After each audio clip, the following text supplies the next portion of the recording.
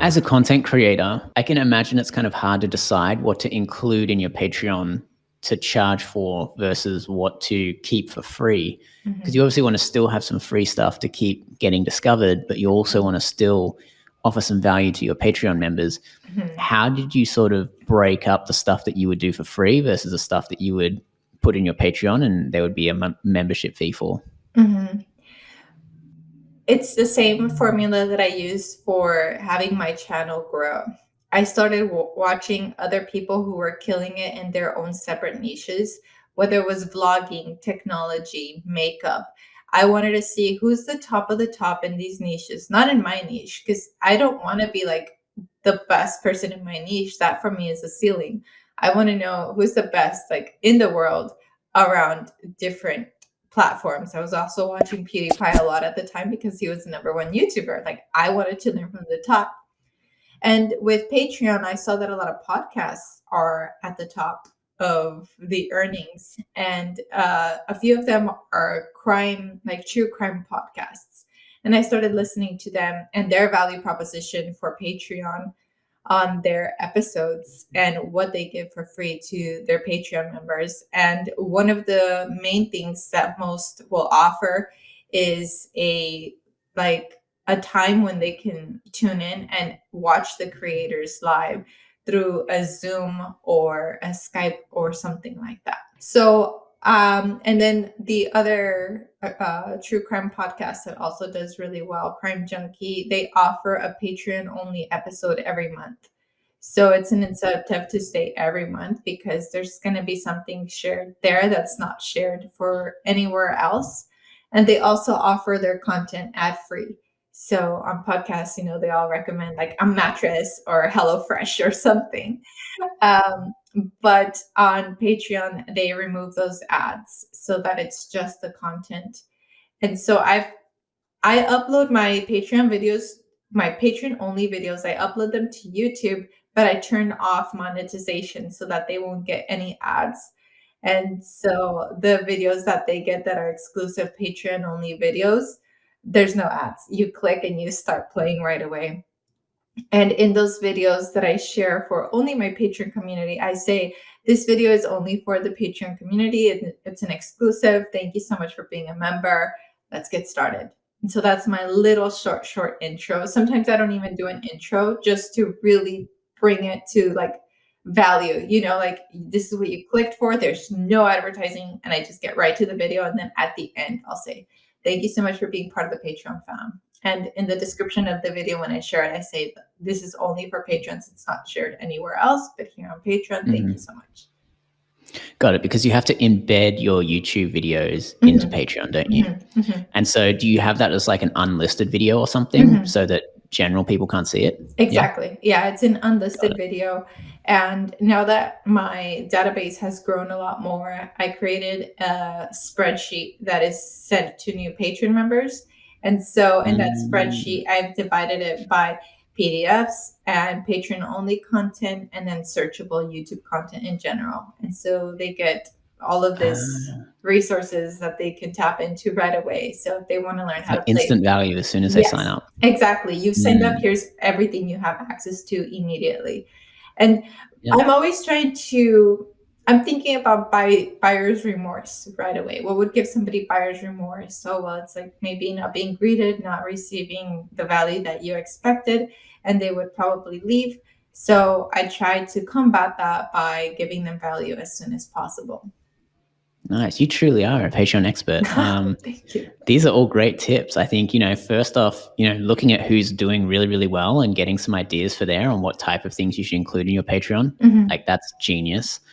And then, providing value straight away. Like, how do you make that purchase seem insignificant because there's so much value in that first month?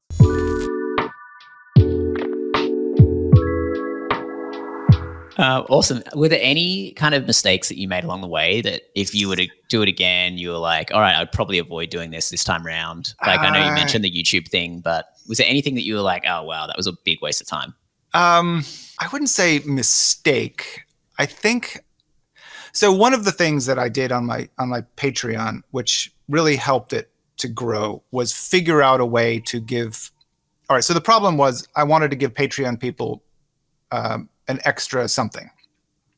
And at the time I was working constantly on this, and I didn't know how to do something more than what I was already doing.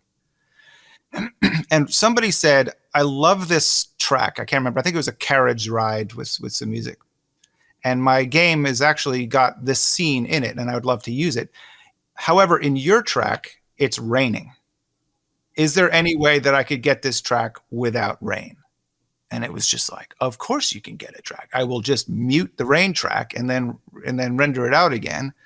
And all of a sudden, I realized that people want flexibility in their tracks. So what I do for Patreon is all the tracks on the site are a combination of ambient sound effects and music.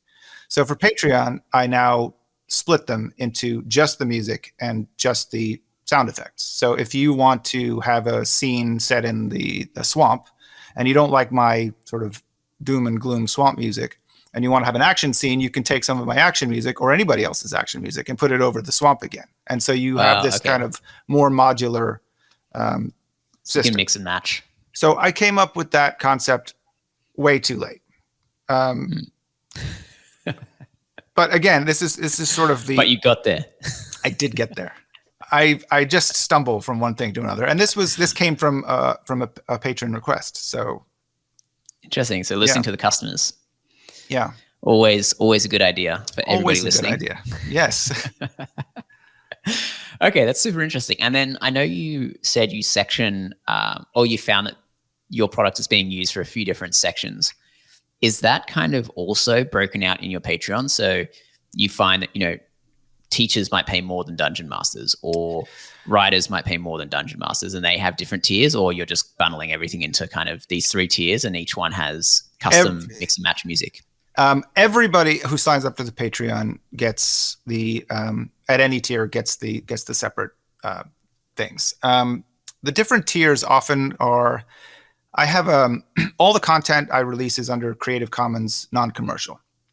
So I have a pretty liberal policy, which is if you are doing a non-commercial podcast or actual play game and you want to use the audio, then you can use it with attribution.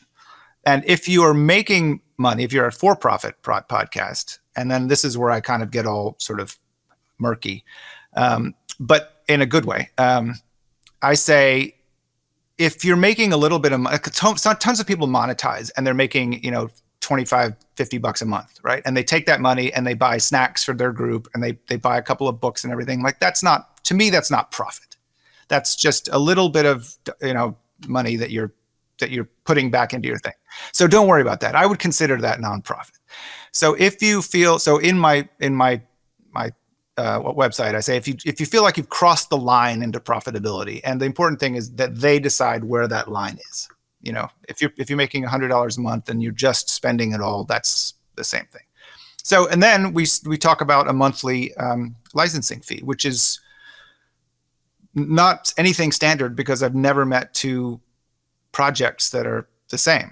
So I'm like, I get them to come up with the licensing. What is it worth for you for a month? So then I say, one of the things that you can also do is just move tiers in Patreon.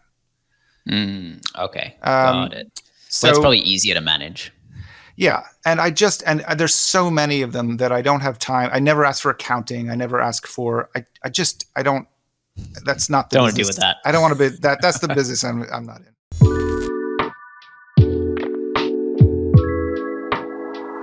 One part of my Patreon is you can join like the Discord and get access to previous live streams and stuff. But you could join the Discord for $1, and all this stuff is like $1. And the reason it's $1 is because no troll is going to keep paying $1 and then getting banned. And so it's pretty much affordable for anybody except for somebody who is going in with ill intent. And as a result, there's never, to this day, there's not been a troll on the server yet. And there's, almost, I think there's about 800 people on it. And so that works very well to keep it friendly and nice. And I know that one of the hard parts about, creating these memberships or these areas that are kind of members only is how you keep them engaged, how you keep it, people logging in every day. What are some things you do to keep your Discord engaged or keep your Patreon fans engaged? Because that's super important. Yeah, it's a good question. I mean, I feel like for any creator, obviously the number one thing that piece of advice that you've probably heard from anybody who's had success in this territory is just keep creating. Like, even if you don't think it's the best idea, don't just stop on one thing, or don't get discouraged by, criticism. Just keep creating, and because you keep throwing things at the wall, and one thing is going to stick, and that's going to bring more people in, and then they're going to pay attention to you in the future. But as far as the engagement, the constant engagement thing, as a musician, that's a lot more difficult, because musicians generally just release an album every couple of years. And one thing that I've, started dealing with, I don't know, 10 years ago or something, is every time I'd release an album, I'd look at some social media comments, or I'd look at, comments to an article about it or something, and people would say, "Oh, he's still making music. That's awesome." Like it's as if they completely forgot that I was, a thing. They thought that I, became a nurse or something. I'm not sure what they thought that I did, but it was very interesting, because it was like, why would I not, I'm in this for life. And interestingly enough, as we're talking about the CDs not selling anymore, or, the CDs losing money, I was really excited about that, because I do think that having physical albums is the reason why musicians are kind of stuck in this loop of only engaging when they have this physical medium coming out. And we've sort of translated that over to iTunes and Spotify, where we don't need it anymore. And so everything that I make now literally goes on my website and on GitHub, and it's a living album. I just make it and I upload it, and as often as somebody wants to check it, they'll hear new material. If they want to, if they're a musician, they can take the files and do what they want. And it's kind of a new approach to that, where I'm kind of sick of albums. I'm sick of releasing these tombstones that, I'd much rather do it almost like software, where you have a 1.0, 2.0, 3.0, and so on. And so for engagement, one song at a time sort of thing. Yeah. And I might change it and I might delete it, but, just like software, in a GitHub or something, you could always go back, and if you like the old version of it, you could listen to that one. There is no, and Spotify is just not invited to this party. They don't pay enough, so they don't get a ticket. Hey guys, we put a bunch of effort into making great content for this YouTube channel, so please hit subscribe, leave us a comment, hit like, and tell a few friends about it.